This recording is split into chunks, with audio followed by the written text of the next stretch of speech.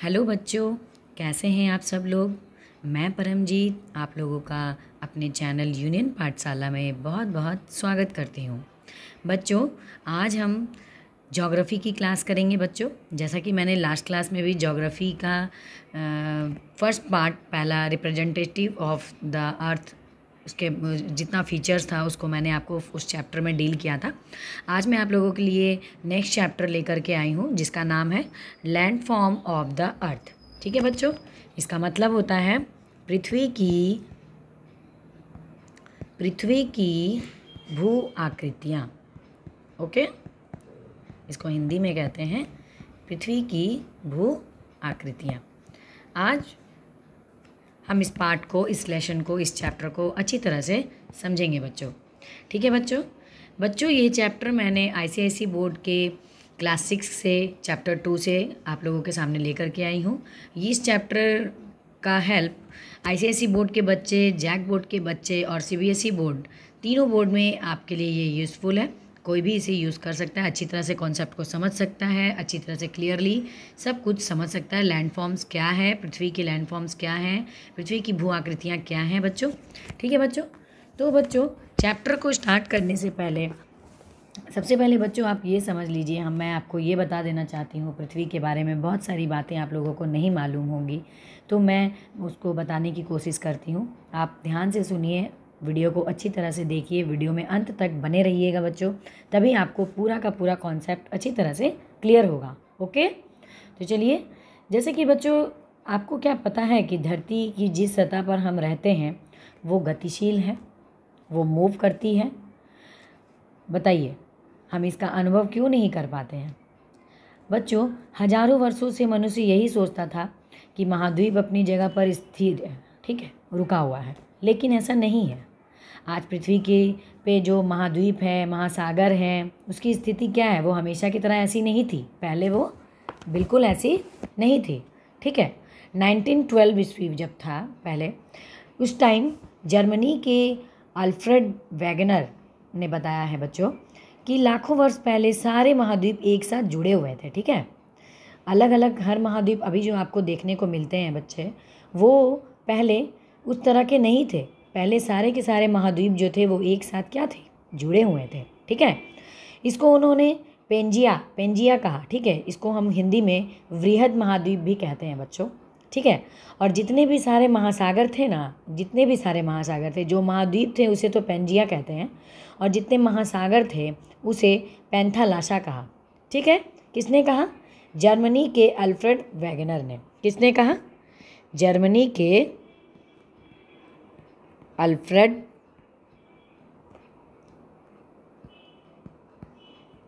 Wagner ने। कब कहा? 1912। ओके, समझ गए। बाद में पृथ्वी की जो भी आंतरिक शक्ति के कारण जो पेंजिया का जो विखंडन हुआ, मतलब जो खंडन हो गया, टूट गया, शुरू हुआ वो। ठीक है, अब वर्तमान में जो भी महाद्वीप एवं महासागर का रूप अब हम लोग जो देखते हैं वो उसको उसमें बदल गया, जिसको अब हम लोग देखते हैं। ठीक है बच्चों, तो सबसे पहले पेंजिया का विखंडन जो हुआ था वो अंगारा लैंड यानी उत्तरी भाग में, पृथ्वी के उत्तरी भाग में, और गोंडवाना लैंड यानी कि दक्षिणी भाग के नाम से हुआ था। अंगारा लैंड का जो विखंडन हुआ था बच्चों, उत्तरी अमेरिका, यूरोप, एशिया के उत्तरी भाग का निर्माण हुआ था उसी से। ठीक है, जबकि गोंडवाना लैंड का जो विखंडन हुआ था उससे क्या बना, उससे हुआ आपके सामने आया दक्षिण अमेरिका, अफ्रीका, ऑस्ट्रेलिया, जो भी आप पढ़ते हैं कॉन्टिनेंट, ओके, उसका निर्माण हुआ। ठीक है, प्रायद्वीपीय जो भारत है गोंडवाना का ही अंग है। भारत जो है, भारत प्रायद्वीप जो है वो गोंडवाना लैंड का ही अंग है। ठीक है, और जो हमारा झारखंड है, वो झारखंड राज्य जो है वो भी गोंडवाना लैंड का ही अंग है, लेकिन ये आपको छोटा नागपुर पठार में मिलेगा। कहाँ मिलेगा? छोटा नागपुर का पठार। ठीक है, छोटा नागपुर के पठार में आपको मिलेगा। ठीक है बच्चों, जो भी भूपर पट्टी में कुछ जो बड़ी और छोटी प्लेटें हैं, हमारी पृथ्वी के भूपर पट्टी जो ऊपर की पट्टी है उसमें जो प्लेटें हैं बिछी हुई, जो धीमी गति से गतिशील है, धीरे धीरे मूव करती हैं बच्चों। ठीक है, तो इन प्लेटों में गति पृथ्वी के अंदर पिघले हुए जो भी मैग्मा है उसकी वजह से उत्पन्न होती है, उसकी वजह से ही वो होती है। उसकी वजह से और एक वहाँ पे एक ऊर्जा है जो तरंग के कारण होती है, ठीक है। और जो प्लेट की जो सीमा क्षेत्र है जिसको हम लोग टेक्टोनिक कहते हैं बच्चों इंग्लिश में, टेक्टोनिक एरिया जो है वो टेक्टोनिक एरिया वही कहलाता है। जो प्लेट का जितना सीमा क्षेत्र है, वो आसपास का जितना भी एरिया है वो टेक्टोनिक एरिया कहलाता है। ओके, तो जो भी मूवमेंट है उसके कारण जो भी प्लेट की सीमाओं पर जो भूकंप और ज्वालामुखी जैसी प्रक्रियाएं होती रहती हैं, आप लोगों को पता ही है। तो इन्हीं प्रक्रियाओं के कारण है बच्चों कि पर्वत, पठार जैसी बहुत सारी स्थल रूप का विकास हुआ है, बहुत सारा लैंडफॉर्म्स का फॉर्मेशन हुआ है बच्चों, ठीक है। इन्हीं स्थल रूपों का जो बाहरी कारक है, जो काम करता है और इनके स्वरूप में परिवर्तन कर बहुत सारे अलग अलग भूदृश्य यानी कि बहुत सारे लैंडफॉर्म्स का, बहुत सारी भू आकृतियों का निर्माण करता है बच्चों। उन्हीं भू आकृतियों के बारे में आज हम जानेंगे, ठीक है बच्चों। तो बच्चों सबसे पहले हम लैंड्स ऑफ फॉर्म, इसको हम समझ चुके हैं। अब हम लोग पढ़ेंगे बच्चों process responsible for the formation of landforms. Okay, तो landforms on the earth surface have been created and developed by 2 types of forces. इसके पीछे 2 बल लगे हुए हैं बच्चों। जो भी स्थलाकृतियों का निर्माण किया गया है बच्चों, उसका निर्माण करने में जो बल है, जो फोर्स लगा है, जो बल लगा हुआ है, वो 2 टाइप्स हैं, 2 तरह के बल लगे गए हैं, ठीक है। सबसे पहला है endogenetic force and next exogenetic force. Endogenetic force को बच्चों क्या कहते हैं हिंदी में? अंतर्जात, ठीक है। क्या कहते हैं? अंतर्जात बल कह सकते हैं। ओके, जो हिंदी में, जो जैकबोर्ड के बच्चे हैं जिसका वर्जन हिंदी है वो हिंदी में भी समझ सकते हैं और इंग्लिश में भी मैं दोनों तरह से बोल रही हूँ, बता रही हूँ ताकि आप लोगों को दिक्कत ना आए, ठीक है बच्चों। और एक्सोजेनेटिक फोर्स को कहते हैं बहिर्जात, ठीक है। क्या कहते हैं? बहिर्जात बल, ठीक है बच्चों। तो बच्चों इंडोजेनेटिक जो फोर्स है बच्चों उसको बोलते हैं अंतर्जात, ठीक है। और जो एक्सोजेनेटिक फोर्स है बच्चों उसे हम कहते हैं बहिर्जात। तो अंतर्जात से आपको समझ में आ रहा है बच्चों कि इंडोजेनेटिक फोर्स के अंदर में क्या है। मतलब ये ऐसा फोर्स है बच्चों जो पृथ्वी के आंतरिक भाग से उत्पन्न होता है, अंदर से उत्पन्न होता है, ठीक है बच्चों। और बहिर्जनित जो बल है, जो एक्सोजेनेटिक फोर्स है, ये पृथ्वी की, ये जो बल है, ये जो फोर्स है, ये पृथ्वी की सतह से उत्पन्न होता है, ऊपरी हिस्से से उत्पन्न होता है, ठीक है बच्चों। ये दोनों आपको समझ में आ गया। अब हम जानेंगे बच्चों कि इंडोजेनेटिक फोर्स के 2 पार्ट है, एक है फोल्डिंग और एक है फॉल्टिंग, ठीक है। अब हम जानेंगे कि what is folding and what is faulting, ठीक है। दोनों को जान लेंगे। सबसे पहले हम फोल्डिंग का जो हिंदी है उसको जान लेते हैं। फोल्डिंग को हिंदी में कहते हैं वलन। क्या कहते हैं? वलन। और फॉल्टिंग को हिंदी में कहते हैं भ्रंशन या भ्रंश भी आप कह सकते हैं, ठीक है, भ्रंशन, ठीक है बच्चों। समझ में आया? ठीक है बच्चों, देखिए सबसे पहले हम लोग एंडोजेनेटिक फोर्स के जो पहला पार्ट है, पहला है जो भी the endogenetic force are also responsible for the folding and faulting of the earth surface. पृथ्वी की स्थलाकृति को बनने के लिए जिसके कारण से पृथ्वी की स्थलाकृतियों का निर्माण हुआ है बच्चों, उसका सबसे पहला कारण है फोल्डिंग। तो फोल्डिंग को हम लोग जान लेंगे। वलन किसे कहते हैं बच्चों? वलन क्या है? It occurs through the process of compression when 2 forces horizontally act toward each other.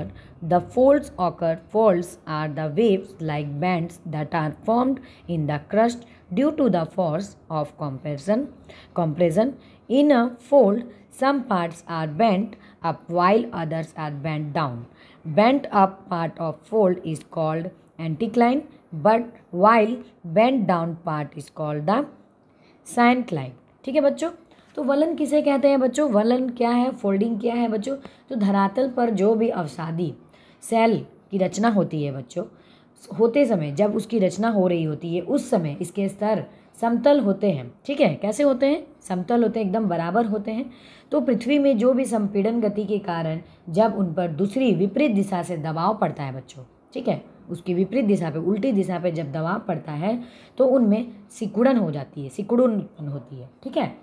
तो सिकुड़न उत्पन्न हो जाने से क्या होते हैं, वो फोल्ड हो जाते हैं, वो मुड़ जाते हैं। इसी तरह की जो रचना है, ये जो रचना होती है मुड़ने के बाद जो एक फॉर्मेशन होता है, उसी फॉर्मेशन को कहते हैं फोल्डिंग। ठीक है बच्चों, समझ में आ गया। अब हम लोग जानेंगे faulting. Faulting, what is faulting?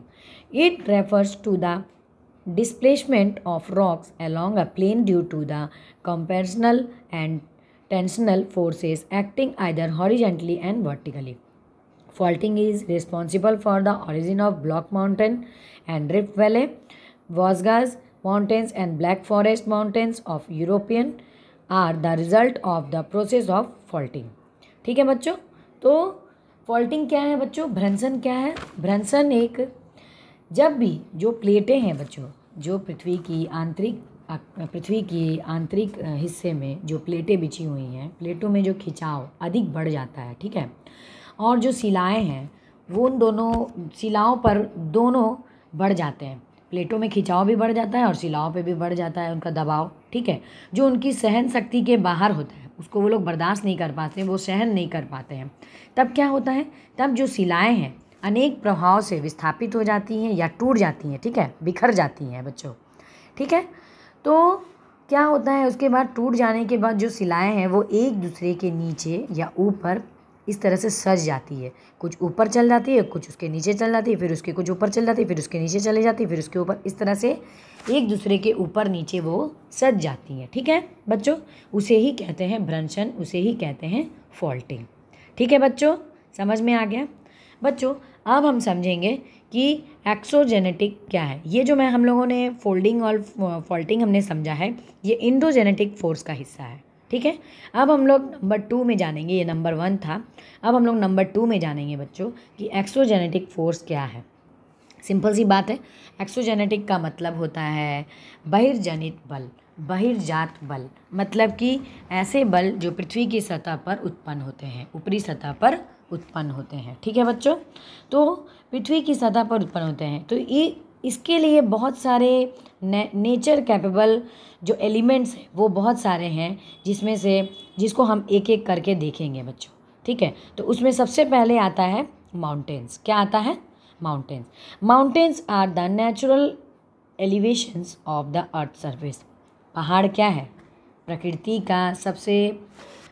का एक हिस्सा जो पृथ्वी को रिप्रेजेंट करता है, अर्थ को रिप्रेजेंट करता है। ठीक है बच्चों, तो सबसे पहले हम लोग कैरेक्टरिस्टिक्स ऑफ माउंटेन्स यानी कि पर्वत की जो विशेषताएं हैं उसको हम जान लेंगे, उसके बाद हम लोग आगे बढ़ेंगे। ठीक है बच्चों, सबसे पहले number 1, mountains have broad base and conical top like a peak. Mountains क्या है? चोटी का। माउंटेन्स में हम लोग एक कॉनिकल टॉप लाइक चोटी जिसको देखते हैं, पर्वत की माउंट एवरेस्ट सबसे ऊंची चोटी है। सबसे ऊंची चोटी माउंट एवरेस्ट मानी जाती है, ये हिमालय पर्वत में है, आप लोगों को पता ही है। Mountains have a moderate climate as compared the plains areas. Mountains पहाड़ों का जो क्लाइमेट है, जो वहाँ की जलवायु है, जो प्लेन एरिया है, जो समतल एरियाज़ हैं, ठीक है, जो भूमि है, लैंड्स हैं, उनको कंपेयर करती है। ठीक है, mountains are the storehouse of glaciers which are the main source of water for the rivers. Mountains main source है किसका? ग्लेशियर्स यानी कि हिम का। ठीक है, हिम नदियों का, जहाँ से हमें पानी की प्राप्ति होती है, जल की प्राप्ति होती है, हम लोगों को वाटर मिलता है। तो वाटर का मेन सोर्स क्या है? ग्लेशियर्स। तो ग्लेशियर्स कहाँ हैं? माउंटेन्स में। ओके, क्लियर, समझ में आ गया। The mountains ranges are usually found parallel to each other. ठीक है, चलिए नेक्स्ट अब हम लोग आगे बढ़ते हैं बच्चों। टाइप्स ऑफ माउंटेन्स, कितने तरह के माउंटेन्स हैं? माउंटेन्स यानी पर्वत कितने प्रकार के हैं? Broadly the mountains can be divided into 4 types. Mountains 4 types के हैं बच्चों। ठीक है, 4 तरह के हम लोग पढ़ेंगे। दीज आर, सबसे पहले है young fold mountains, old fold mountains, block mountains and volcanic mountains. ठीक है बच्चों, तो बच्चों सबसे पहले हम लोग जानेंगे यंग फोल्ड माउंटेन क्या है। ठीक है, यंग फोल्ड माउंटेन के बारे में पढ़ते हैं। The mountains that have been formed recently are known as the young fold mountains. The mountains like the Himalayas and Alps, the Andes and Rockies are the examples of the young fold mountains. ठीक है बच्चों, देखिए मैं इसके बारे में आप लोगों को और भी डिटेल में अच्छे से बता देती हूँ कि यंग फोल्ड माउंटेन्स क्या है। यंग फोल्ड माउंटेन्स को बच्चे हिंदी में बोलते हैं युवा वलित पर्वत। ठीक है, क्या बोलते हैं? युवा वलित पर्वत। तो चलिए इसको जान लेते हैं बच्चों। युवा वलित पर्वत, हिमालय युवा वलित पर्वत भारत में इसका प्रतिनिधित्व करता है। हमारे भारत में जो भी युवा वलित पर्वत है उसमें सबसे पहला नाम किसका आता है बच्चों? हिमालय पर्वत का आता है। ठीक है, क्योंकि जो महाद्वीप का बहाव है बच्चों, बहाव का जो परिणाम स्वरूप जो यूरेशियन प्लेटों के साथ साथ इंडो ऑस्ट्रेलियाई प्लेटों की टक्कर से वे कुछ मिलियन साल पहले ही बने हैं। ठीक है, ये जो युवा वलित पर्वत है ये काफ़ी मिलियन साल पहले ही बने हैं बच्चों। युवा वलित पर्वत जो है 10 से 25, ठीक है, 10 से 25 मिलियंस, ठीक है, मिलियंस साल पुराने हैं ये। ठीक है, तो जो पर्वतों के जो निर्माण हुआ है उसका विवर्तनिक गतिविधि के कारण जो भी पृथ्वी की पपड़ी के मुड़ने या टेक्टोनिक प्लेटों, जो टेक्टोनिक प्लेट मैंने आपको पहले अभी ऊपर बताया, उसके आपस में टकराने के कारण ही होता है। ठीक है, इनका निर्माण होता है, इन पर्वतों का निर्माण होता है, इनका फॉर्मेशन होता है। वे पुराने मुड़े हुए पहाड़ों की तुलना में भी ऊंचे हैं और उनकी ढलान और गहरी घाटियाँ भी है। ठीक है, तो इसका क्या क्या एग्जाम्पल है इन पर्वतों में? हम लोग हिमालय पर्वत देखते हैं, उसके बाद अल्पस है, उसके बाद एंडीज रॉक, उसके बाद रॉकीज है, माउंटेन्स है। तो ये सारे माउंटेन्स यंग फोल्ड माउंटेन्स के अंडर में आते हैं। एग्जाम्पल के तौर पे आप इसको पढ़ लीजिएगा, जान लीजिएगा। ठीक है बच्चों, अब हम लोग जानते हैं ओल्ड फोल्ड माउंटेन्स क्या है। ओल्ड फोल्ड माउंटेन्स मतलब, इसका मतलब हुआ पुराने वलित पर्वत। ठीक है, ओल्ड फोल्ड माउंटेन्स को हम लोग देख लेते हैं बच्चों। The mountains that were formed much earlier are known as the old fold mountains. ठीक है, the Urals, the Alpines and the Tien Shan and Aravallis are the best example of the old fold mountains. The Aravallis of India are considered to be one of the old fold mountains on the earth's surface. Okay? इनका गठन बहुत पहले हो चुका था बच्चों। जो बहिर्जनिक बल, जो भी बल लगता है, जो भी फोर्स लगता है, उसकी जो अपरदनात्मक, जो अपरदन होता है, जो बहाव होता है, उसकी गतिविधियों के कारण ही इस पर्वत का निर्माण होता है। इसके साथ बहुत सारी रेत, ये सारी चीज़ बहाव के साथ खींच के लाई जाती हैं, जिससे इनका निर्माण होता है। ठीक है बच्चों, अब हम पढ़ेंगे ब्लॉक माउंटेन्स। ठीक है बच्चों, चलिए ब्लॉक माउंटेन्स को हिंदी में ब्लॉक माउंटेन ही कहते हैं बच्चों, इसका कुछ नाम अलग नहीं है। मैं इसको भी यहाँ ऐसे लिख देती हूँ ताकि आपको समझ में आ जाए। Block mountains are form due to faulting when the faults break the earth crust into several blocks. Some blocks went up while some went down. The raised block of earth surface are called the block mountains. ठीक है बच्चों, जब पृथ्वी की पपड़ी में दरारें या दोष उत्पन्न होते हैं बच्चों, और वो दरारों के बीच की जो भूमि होती है वो डूब जाती है। ठीक है, जिसमें भ्रंश होता है। क्या होता है? भ्रंश, यानी कि फॉल्टिंग होता है। क्या होता है?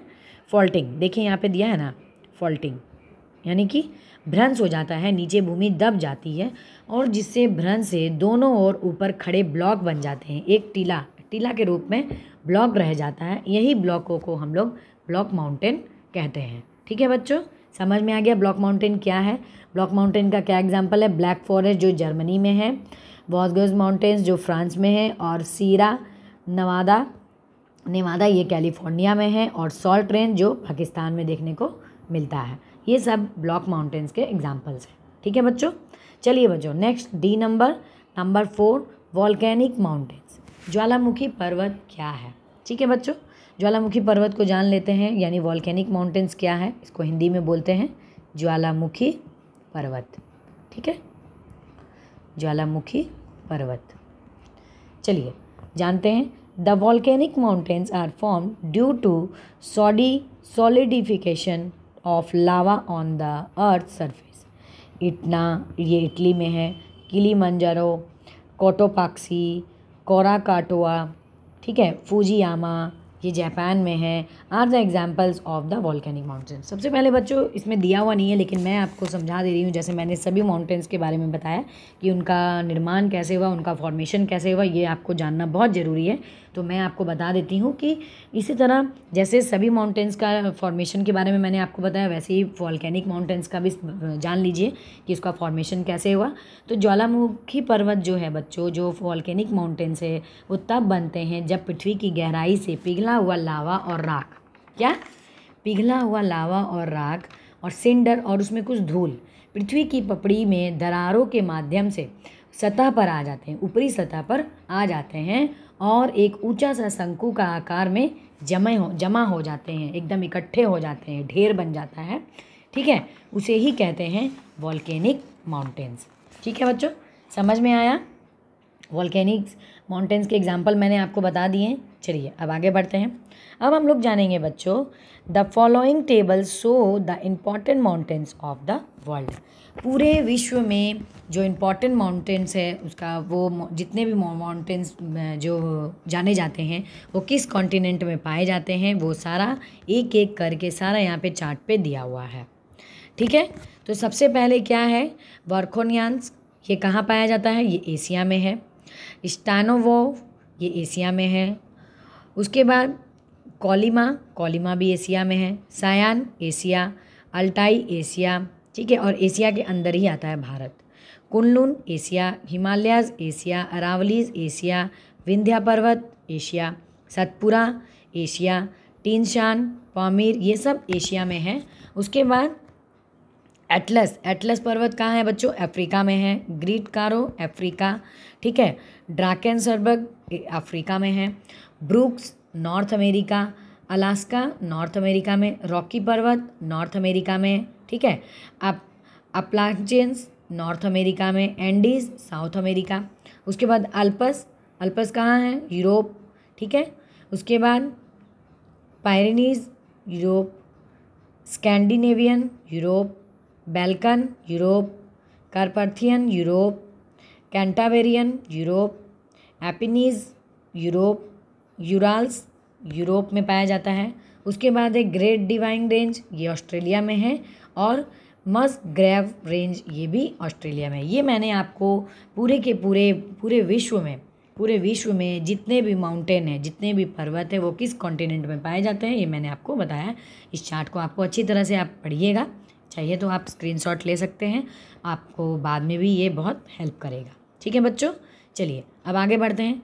अब हम लोग आज के टॉपिक का सबसे लास्ट पॉइंट को जानेंगे बच्चों, सिग्निफिकेंस ऑफ माउंटेन्स। ओके, कि माउंटेन्स पर्वतों का क्या महत्व होता है। ठीक है, पर्वतों का क्या महत्व होता है, पर्वतों का महत्व।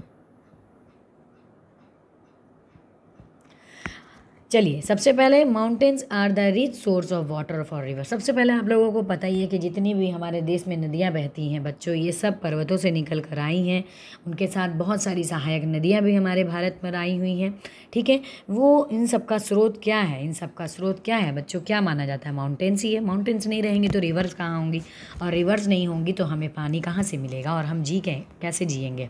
ठीक है, next, they provide different buildings materials. हमें इनसे बहुत सारे मटेरियल्स प्रोवाइड होते हैं, मिलते हैं। ठीक है, they are the natural home of various wild animals. जितने भी जंगली जानवर हैं, जंगली पक्षी हैं, उन लोगों का घर, जो नेचुरल घर है, जो प्राकृतिक घर है, वो क्या है? वो पर्वत ही होते हैं, वो माउंटेन्स ही होते हैं। ठीक है बच्चों, the mountains are also famous as the tourist destination. आजकल ये तो सबसे इम्पॉर्टेंट हो गया है बच्चों, कहीं भी किसी को घूमने जाना है तो भाई हम पर्वत इलाके पे ही घूमने के लिए जाएंगे, बड़े बड़े ऊंचे ऊंचे पहाड़ों पर घूमने ही जाएंगे। नई नई शादियां होती हैं, कपल्स घूमने जाते हैं, फैमिलीज़ हॉलीडेज़ में अपनी फैमिलीज़ को लेकर के, मम्मी पापा बच्चों को लेकर के, हर जगह हर माउंटेन्स में हर एक टूरिस्ट लोग जो हैं वो माउंटेन्स में घूमने के लिए, तो ये घूमने के लिए सबसे मोस्ट इम्पॉर्टेंट और सबसे इंटरेस्टिंग, सबसे प्यारा, सबसे अच्छा प्लेस माना जाता है। ठीक है, The mountains are the great source of oxygen and they are indirectly helpful the bringing rain. ये वर्षा को इनडायरेक्टली रूप से बहुत हेल्पफुल है। हिमालय पर्वत, जो भी पर्वत जिसके बारे में हम आगे पढ़ चुके हैं, जो भी पर्वतों के बारे में हम जानते हैं, वो सब हमें, एक तो उन लोगों से हमें, वहाँ से हमें ऑक्सीजन मिलता है, ये मेन ग्रेट सोर्स है वहाँ का। हमें पर्वतों से ही हमें ऑक्सीजन की प्राप्ति होती है। ठीक है, उसके बाद है many precious stones like diamonds, rubies etcetera are found in the mountains. Mountain से हमें बहुत सारी महंगी अच्छी अच्छे स्टोन्स, बहुत ही एक्सपेंसिव स्टोन्स मिलते हैं जो सबसे महंगे होते हैं, जैसे कि डायमंड, रूबीज़, ये सब चीज़ें हमें और कहीं से नहीं, हमें हमारे माउंटेन से ही मिलते हैं। ठीक है बच्चों। तो बच्चों आज के टॉपिक में मैंने आपको समझाने की कोशिश की कि लैंड फॉर्म्स ऑफ द अर्थ, सबसे पहले कि पृथ्वी की जो स्थलाकृति है, पृथ्वी की जो भू आकृति है वो क्या है, कैसे है, किसने सबसे पहले भू आकृति हुआ, कैसे क्या फॉर्मेशन हुआ, किस तरह से हुआ, कितने टाइप्स के होते हैं, जो प्रोसेस रिस्पॉन्सिबल्स फॉर्मेशंस ऑफ लैंडफॉर्म्स है उसको मैंने आपको बताया। कौन कौन से फोर्सेस लगते हैं, अंतर्जात बल, बहिर्जात बल। अंतर्जात बल के अंदर फोल्डिंग और फॉल्टिंग आता है, ठीक है। और बहिर्जात बल में आपको रिवर्स, आइस, वाइंड्स, बहुत सारी चीज़ें देखने को मिलती हैं बच्चों, ठीक है। उसके बाद एक एक करके मैंने आपको हर चीज़ को समझाने की कोशिश की। फिर मैंने आपको माउंटेन्स के बारे में बताया, वर्ल्ड में जितने भी माउंटेन्स हैं, माउंटेन्स के क्या कैरेक्टरिस्टिक्स हैं, क्या विशेषताएं हैं, उसके बारे में मैंने आपको समझाया बच्चों। उसके बाद मैंने आपको टाइप्स ऑफ माउंटेन्स बताए, ठीक है। 4 टाइप्स ऑफ माउंटेन्स होते हैं बच्चे, आप लोग याद रखिएगा, ये मोस्ट इंपॉर्टेंट है सबके लिए, ठीक है। Young fold mountains, old fold mountains, ठीक है। उसके बाद है block fold mountains and then next volcanic mountains, ठीक है। नेक्स्ट उसके बाद मैंने आपको जितने भी important mountains of the world हैं वो किस कॉन्टिनेंट में पाए जाते हैं, मैंने उसका चार्ट के जरिए आपको समझाने की कोशिश की बच्चों, ठीक है। नेक्स्ट उसके बाद मैंने आपको एंड में सिग्निफिकेंस ऑफ माउंटेन्स आपको पूरी अच्छी तरह से समझा दिया। मैं आशा करती हूँ बच्चों कि आपको ये वीडियो अच्छी तरह से समझ आ गई होगी। अगर आपको वीडियो पसंद आई है बच्चों तो आप वीडियो को ज़्यादा से ज़्यादा शेयर कीजिए, ठीक है, और लाइक करें, वीडियो को शेयर करें। अगर आप चैनल पर नए हैं तो चैनल को सब्सक्राइब करना बिल्कुल भी ना भूलें बच्चों, ठीक है। वीडियो को अगर आप ज़्यादा से ज़्यादा शेयर करेंगे तो ज्योग्राफी का ये जो टॉपिक है, मोस्ट इम्पॉर्टेंट टॉपिक है बच्चों क्लास 6 के लिए, ये और भी सभी बच्चों तक पहुंच पाएगा ताकि सबको इसका कॉन्सेप्ट क्लियर हो जाए, ठीक है बच्चों। इस चैप्टर का कुछ हाफ पार्ट बचा हुआ है बच्चों, मैं नेक्स्ट वीडियो में वो आप लोगों के लिए लेकर के आऊँगी, ठीक है। अभी तक के लिए, आज के वीडियो के लिए इतना ही था। थैंक यू, वीडियो देखने के लिए बहुत बहुत धन्यवाद। मैं परमजीत आप लोगों का धन्यवाद देती हूँ अभी तक के लिए। Thank you so much, bye bye, good night, take care.